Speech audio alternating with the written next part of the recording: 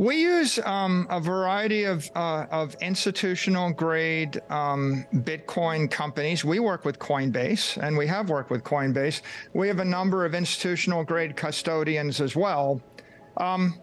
MicroStrategy has been kind of special in this regard because unlike, say, an ETF or the like, we're able to access the Bitcoin spot markets and hold Bitcoin, and we're also able to access the equity and the debt markets as we pursue our Bitcoin acquisition strategy. According to Michael Saylor of MicroStrategy Incorporated, as more investors turn to the original digital asset, Bitcoin's dominance over the cryptocurrency markets will almost treble. Regulators are also continuing to tighten down on the industry.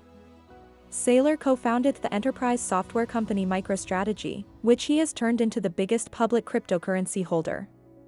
Nearly 48% of the $1 trillion market value of cryptocurrencies is presently made up by Bitcoin. According to data tracker CoinMarketCap, it will become more dominant, to 80%, as other coins are deemed securities by authorities and their use declines. Saylor also made note of the fact that, in only 1 year, Bitcoin's market share increased from 40 to 48%. When compared to all other cryptocurrencies, Bitcoin has the most market share.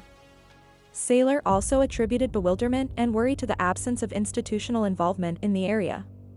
When it vanishes, massive sums of cash will come into this area, Saylor continued. Also fine, as will the cryptocurrency exchanges' economic models. Concentrate just on Bitcoin. Perhaps not unexpectedly, Saylor hailed the future Bitcoin as the source of the next bull run due to its higher hash rate and the transparency provided by the SEC. The SEC classified several of the most popular coins as securities last week during its action against Binance. Michael Saylor offers his perspective on the SEC regulatory crackdown in this video. He makes observations about the various cryptocurrency exchanges and how MicroStrategy became Bitcoin. As you watch this video and find it entertaining, don't forget to subscribe, like it, and leave comments below. Well, I think MicroStrategy's view since 2020 has been that the only institutional grade investable asset in the crypto space is Bitcoin. Bitcoin is the universally, globally acknowledged digital commodity in this industry.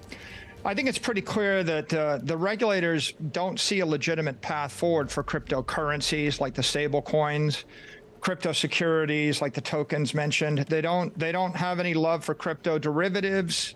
They don't have any love for crypto tokens, and they have a view of crypto exchanges which is far constrained. I mean, their view is crypto exchanges should trade and hold pure digital commodities like Bitcoin. And so the entire industry is kind of destined to be rationalized down to a Bitcoin-focused industry with maybe a half a dozen to a dozen other proof-of-work tokens. I think there's been a lot of confusion because of the 25,000 other cryptos and because of all of the crypto securities that have been angling to position themselves as the next Bitcoin or a better Bitcoin. So now I think that the public is beginning to realize that Bitcoin is the next Bitcoin. The next logical step is for Bitcoin to 10x from here and then 10x again. So eventually I have confidence that the crypto exchanges will come around to realizing that Bitcoin really is the dominant asset in this space. And their business models are fine when Bitcoin goes up by a factor of 10. And we can see that the dominance of Bitcoin in the crypto economy, as measured by CoinMarketCap, has moved from 40 to 48% this year alone. But I think that as the stable coins and the tokens go away, that long-term dominance is headed for 80%. And I think what you got to remember is the reason that we don't have mega institutional money flowing into this space is confusion and anxiety. When that disappears, you're going to see mega amounts of money flow into space, and the business models will be just fine focused on Bitcoin. I think that there's a massive need for exchanges to help people acquire Bitcoin and custody Bitcoin, especially as the pension funds, the insurance companies, the banks, the institutional investors get into the space. companies like Grayscale need to have a custodian. So I see a lot of bullish things for Bitcoin on the horizon. I think the accounting treatment, the upcoming halving, the explosion in the hash rate, and also the clarity that has come out of the SEC of late is actually laying the foundation for the next bull run. And there is a place for crypto exchanges to help people buy Bitcoin, sell Bitcoin, custody Bitcoin.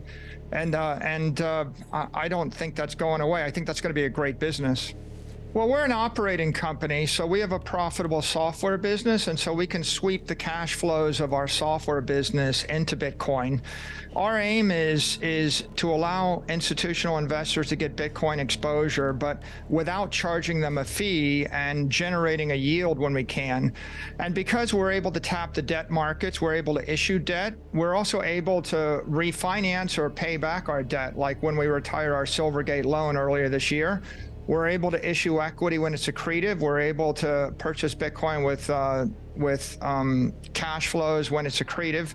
So those are our flexibilities you have as an operating company. If you're an SEC 40 company like an ETP or like Grayscale as a trust, you can't really do those things. And I mean, the result is, yeah, you know, Bitcoin is up 55% this year to date. MicroStrategy is up 92% this year to date. Saylor, a prominent figure in the cryptocurrency market, suggested a solution for Turkey on Twitter. He thinks that using digital currencies could be the greatest way to address the country's financial issues. On the subject of the digital currency in question, Michael Saylor is very explicit. As with any Bitcoin pioneer, Saylor suggests that Turkey uses Bitcoin, the most valuable cryptocurrency by market capitalization. Saylor is adamant that the large bull market has the solution to save faltering economies with fiat currencies that may also be losing value. For people trying to survive in a country where a currency is devaluing, like Turkey's lira, Bitcoin is the greatest option. His tweet stated that The Economist noted that the country's official currency lira has continued to lose its value over time. Influencing the level at which the currency loses its value is the collective sentiment that foreign exchange reserves have become extremely scarce. He also stated that the Turkish authorities seem to be less willing to show up in the markets and tackle the ongoing devaluation of the nation's traditional currency. If Turkey does decide to make Bitcoin its official national currency, it will be joining El Salvador, which was the first nation to do so. It's important to note, meanwhile, that many economists have criticized El Salvador's decision. Concerns about El Salvador's pro-Bitcoin action were regularly voiced by the International Monetary Fund, a financial institution that is a part of the United Nations. Saylor exclusively revealed to Decode that the software company is investigating ordinals and evaluating its possibilities for application development at a Bitcoin 2023 interview in Miami.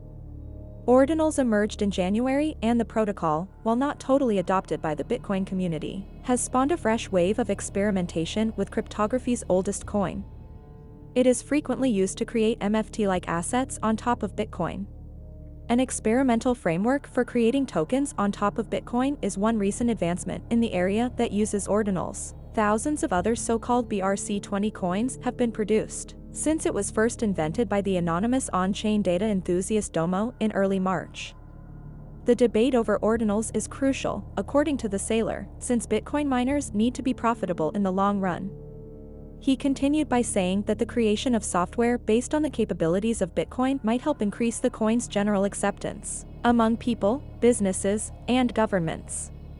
He made it clear that there are numerous possible uses for the ability to add data to the blockchain of Bitcoin that isn't just linked to transactions. He didn't indicate explicitly what use cases MicroStrategy would be looking into that tap ordinals. However, among those involved in the industry, Bitcoin continues to be a hot issue. Speculations about the direction that Bitcoin may take over the next few weeks have been circulating as the cryptocurrency industry squares off against the SEC. In a few weeks, what do you predict will happen to Bitcoin? Post your comments in the space provided below and let us know what you think. Don't forget to like, subscribe, and enable notifications for new videos. Thank you for watching.